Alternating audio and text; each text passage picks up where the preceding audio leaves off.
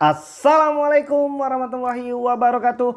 Welcome back to my channel. Apa kabar kalian semua seluruh subscriber setia yang mungkin hari ini masih tetap memberikan support dan dukungan terhadap channel ini. Terima kasih banyak untuk kalian mungkin sudah menekan tombol subscribe, like, dan ya udah nge-share semua video-video kita. Dan aku pun masih tetap mendoakan kita semua agar tetap dalam keadaan sehat walafiat dan tentunya harus masih bisa tetap semangat. Oke baik, sebelum melanjutkan video ini, aku pengen mengabsen kalian terlebih dahulu. Kalian yang menonton video ini dari daerah mana saja dan kalian bisa menuliskannya di kolom komentar di bawah video ini. Supaya kalian bisa saling berinteraksi dan bertukar informasi. Dengan catatan, jangan ada lagi yang tukaran nomor handphone. Baik ya, hari ini kita pengen ngebahas tentang penagihan pinjol. Sebelumnya aku pengen bertanya kabar bagaimana puasa kalian tahun ini. Dan mudah-mudahan semuanya berjalan lancar. Termasuk yang mungkin udah punya rencana untuk mudik tahun ini. Tapi untuk teman-teman yang mungkin belum punya keuangan yang baik, atau mungkin hari ini terancam tidak mudik, tidak perlu panik. Ya, dan jangan jadikan pinjol sebagai salah satu solusi untuk bisa mudik. Tetap tenang dan sabarlah terlebih dahulu. Insya Allah pasti ada rezeki dari arah yang tidak disangka-sangka. Yang penting jangan lagi minjol. Jangan lagi berurusan dengan yang namanya aplikasi pinjol. Oke baik, hari ini kita pengen ngasih tahu ya tentang beberapa penagihan dari pinjol yang tidak boleh mereka lakukan kepada kalian ketika kalian belum mampu melakukan pembayaran.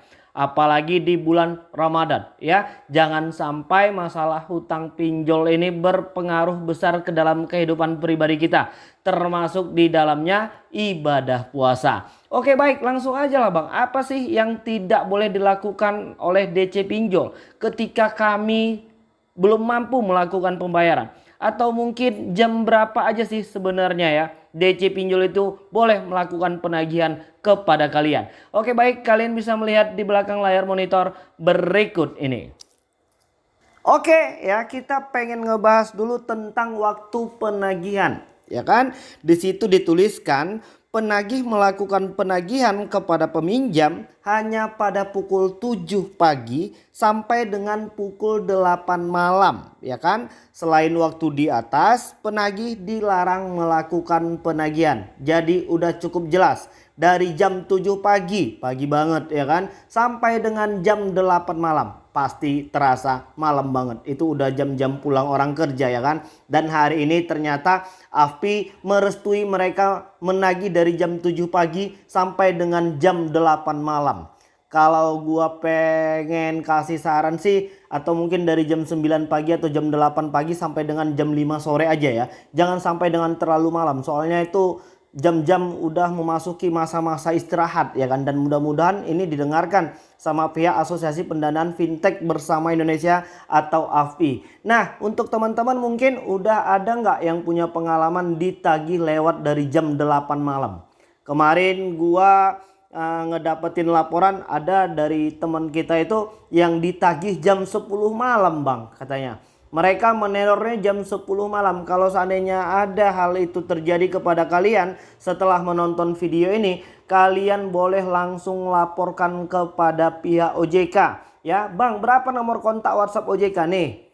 Kalian bisa melihat nomor kontak WhatsApp OJK ini. Kalian save dulu nomor itu, lalu nanti segera laporkan saja, rekam DC-nya atau mungkin rekam penagihannya, lalu laporkan kepada pihak OJK. Ya, dari jam 7 pagi sampai jam 8 malam mereka boleh menagih kalian. Oke baik, kita pengen lihat dulu apa yang perlu kalian ketahui ketika kalian belum mampu melakukan pembayaran. Khususnya untuk di aplikasi-aplikasi pinjol legal OJK. Kalau yang ilegal itu pasti tidak punya aturan. Pasti mereka membuat aturan yang memang harus menguntungkan perusahaan mereka. Mereka itu tidak taat, tidak tunduk, dan tidak patuh pada semua peraturan pemerintah. Nah hari ini kita pengen yang ngebahas yang OJK dulu. Apa yang perlu kalian ketahui? Nah di sini dikatakan ya, perlu diketahui katanya. Perusahaan fintech pendanaan selaku kuasa pemberi pinjaman dilarang melakukan penagihan dengan yang pertama adalah intimidasi. Jelas ya, hampir 65% atau 70%. Hari ini teman-teman yang belum mampu melakukan pembayaran itu merasa diintimidasi, merasa ditakut-takuti, dan merasakan ini dan itu. Padahal itu cuman perasaan kita doang. Nah, kalau jelas memang mereka melakukan intimidasi, mereka mengancam kalian, mereka mengancam kita, keluarga kita, segera laporkan saja. Dan yang jelas AFPI udah mengatakan kepada pihak aplikasi pinjol tidak boleh mengintimidasi teman-teman yang belum mampu melakukan pembayaran. Dan yang kedua, apalagi yang tidak boleh dilakukan oleh DC pinjol kepada kalian ketika kalian belum mampu melakukan pembayaran. Yang kedua adalah melakukan kekerasan fisik dan mental. Hari ini mungkin ya untuk kekerasan fisiknya masih cukup jarang ditemukan.